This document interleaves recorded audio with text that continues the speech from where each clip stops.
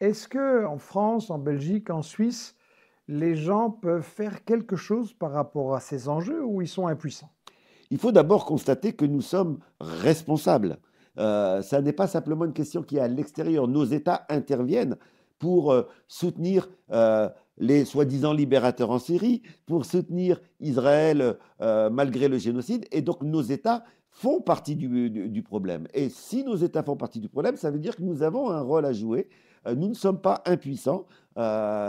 Si un mouvement de pression important a lieu ici, je pense qu'effectivement, les États seront contraints de le prendre en compte. Ils Et font donc, partie du problème. C'est pour ça qu'il y a tellement de répression en France contre les gens qui défendent la Palestine? mais bien sûr, parce que les intérêts économiques de l'impérialisme français sont en jeu aussi là-dedans. Le soutien, encore une fois, comme au début du mouvement sioniste, le soutien à Israël n'est pas un soutien par amour des Juifs, c'est un soutien pour le contrôle de la région et de ses richesses.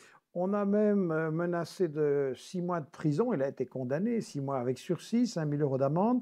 Jean-Paul Delescaux, le secrétaire régional de la CGT dans le Nord. Est-ce que ça veut dire que justement, le mouvement ouvrier, le mouvement syndical, quelque part, il y a un point commun avec la lutte pour la paix, la lutte contre le colonialisme, et qu'on devrait se mobiliser très fort sur la Palestine? Absolument.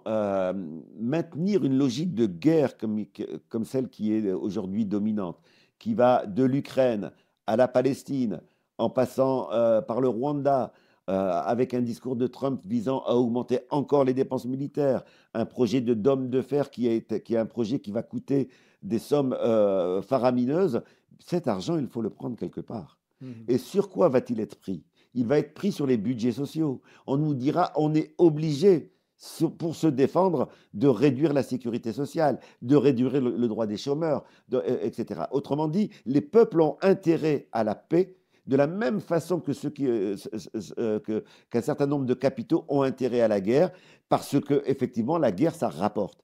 Et donc, ces dimensions-là sont à prendre en compte. Et le mouvement syndical, s'il ne veut pas se retrouver demain en situation de budget, de remise en cause de tous ses droits, comme c'est déjà en cours aujourd'hui, eh bien, doit lutter pour la paix. Sauf que quand il lutte pour la paix, cela fait peur aux dominants et donc ça aboutit à de la répression.